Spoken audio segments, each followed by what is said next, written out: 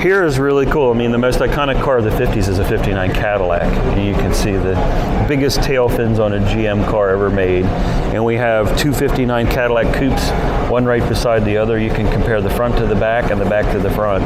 All the styling on that was meant to look like a jet-powered plane back in the 50s. Everybody was into the whole space and fast airplane era. And of course, you see what, after we left the drive-in, 1960s and 70s was really all about getting in your old car and crossing the country on historic Route 66 and seeing all the attractions. And that's what this whole area represents, Route 66. And you've got a shady used motors, you've got roadside souvenirs. So this is all for And of course, no trip across the country is complete until you get the whole way to the West Coast and the Golden Gate Bridge.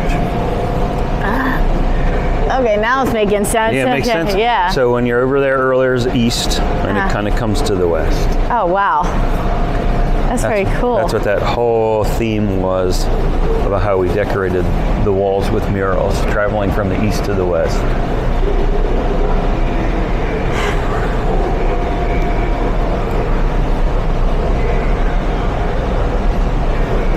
That is a cool car. Did you ever watch them? What's that? Those are some serious fins they got on this. Yeah, that one and this one as well.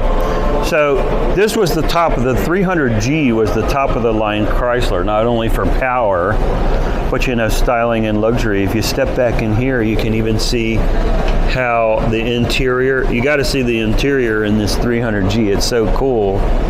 Is that a rare car, that green one? 59 Cadillac is a pretty rare car. So it was the top of the line General Motors. General Motors had the ladder of cars. If you were the working man, you had the Chevrolet. If you were doing a little better and you had performance minded, you went Pontiac or Oldsmobile. The better one was the Buick, but the top of the line was the Cadillac. Oh, wow. So that was your progression and, you know, your status. If you had a Cadillac, you were like Elvis. You were doing really great. But a 1959 Cadillac was the top of the line car, you know, unless it was a convertible. That would, you know, that coupe right there. Look how much glass is on that. You know, almost the entire top is surrounded by glass. And that was the thing back then. They wanted it to look like a cockpit of an airplane, you know, like a fighter jet. You know, you had more of that you could see all around you. And that was the style. Really cool. All right, so let's check this one out. So a 300G Chrysler, if you look at that dash, you would swear you're getting into a jet or a spaceship at the time. Look at that. Well, we're into that type of stuff, outer space and rockets and stuff. So you say if this felt like you were going in a rocket, It felt like you were climbing into the cockpit of something that could go supersonic speed when you. This would be Lane's car because I don't like. I mean, I like speed, but he sometimes could go crazy, and I'm just like, oh my god, Well, I like turn. You go over 100 in these, it feels like it's 200. But Oh crap! Oh yeah, I would not get in a car with him. It's so big and floaty, but push button dash and a control for everything. And, you know, swivel out comforts, you know, swivel seats. Look, it even has bucket seats in the back, and the console extends to the back seat. I mean, this was super fancy and high end. You couldn't get any fancier than that in a Chrysler. Now here's a dumb question. Do these seats actually spin like this one looks like it's spinning, or no? It spins so you can get in. It won't spin much farther than that. Oh, That's for your ease of getting in. Then it spins over, goes straight, and it locks in. Easy access. Uh-huh. So, Too bad they don't make seats like that anymore. Some cars you call that strato bucket. I think it was just swivel bucket seat is really what you call that. But yeah, fancy. It has a 413 cubic inch engine with dual carburetors. I mean, it was fast. People would take the engine out of this and put it in smaller cars and go even faster. I love little oddities like this. Like you don't see old cars hardly ever. No. Modern. The owner of this is from Huntington Valley, as well as he also has a home in Hershey, and he drives it. And this is a drivable car. Oh, wow. So I think that's neat. That is neat. Not only is it a cool car, imagine what it's like to actually own it and drive it. Huh. Lots and lots of money.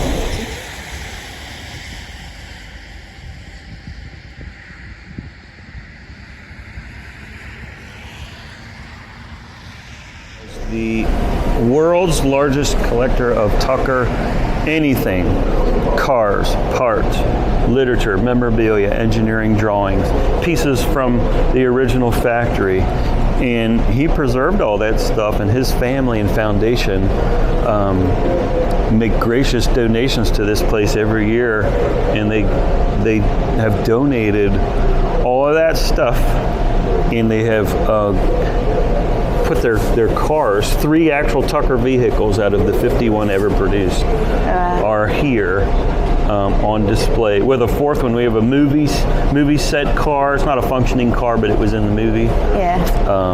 It was in the movie, the actual movie. Mm-hmm. Oh, we want to see that, don't we, Leighton? We're all about Hollywood. So when you come through here, you hear the history and the story of how David Kamek came about his cars and found out about Tucker's. But Preston Tucker, who had a racing heritage and made some things for the war effort for the United States government, designed a tank car, an armored car, that the military never bought.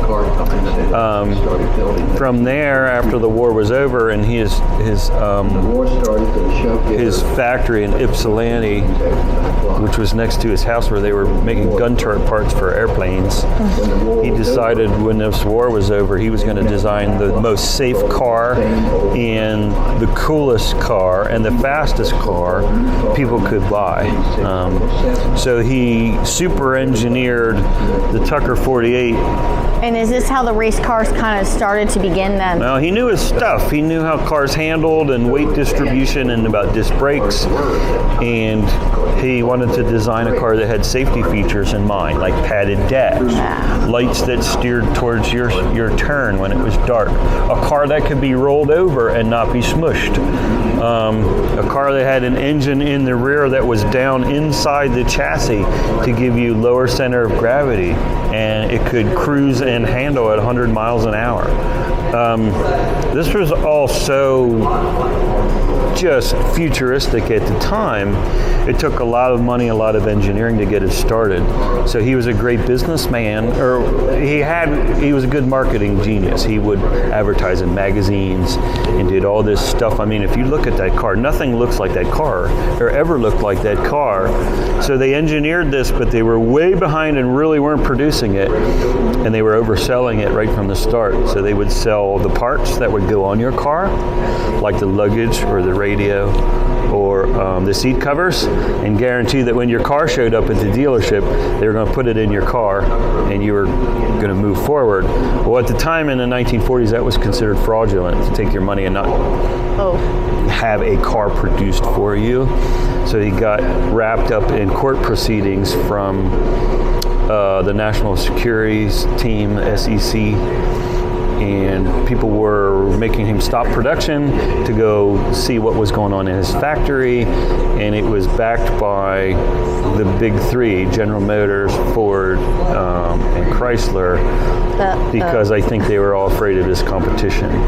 So 6 months later, after Preston Tucker, his family, his engineers, and everybody were in court, and everyone was trying to prove that they're fraudulent, they only produced 50 cars.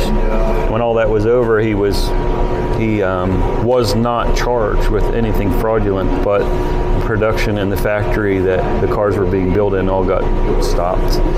So the car that almost could have come around and taken over was just not available for anybody.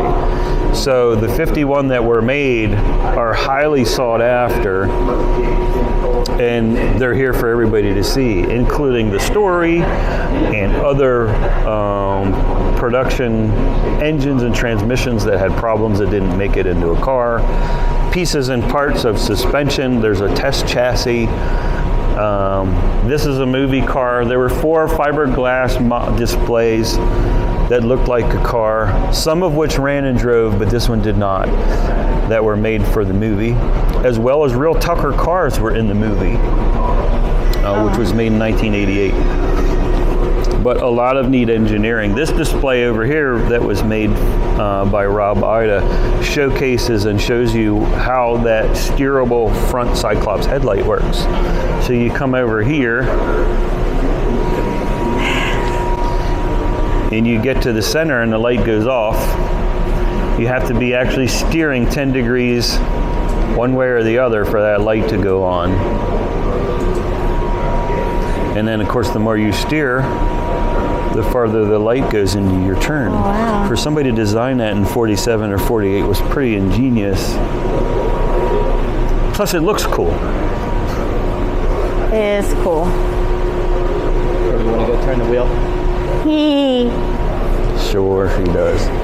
Of course, In back I like of to you are have pieces fun. of the actual Tucker plant and engineering areas that the Kamek Foundation bought and preserved and gave to us to display. This is actually, to be honest, I wish they did make cars like this today because It's a great idea, isn't it? it is, because I have a hard time seeing at night, like no lie, where I have to put my head beams on. If I had this, I could actually see if a deer's gonna come and stuff, because I already had that happen to my Honda Isn't that Civic great? Yeah. about 2 years ago. So yeah, this Well- is a great feature. I really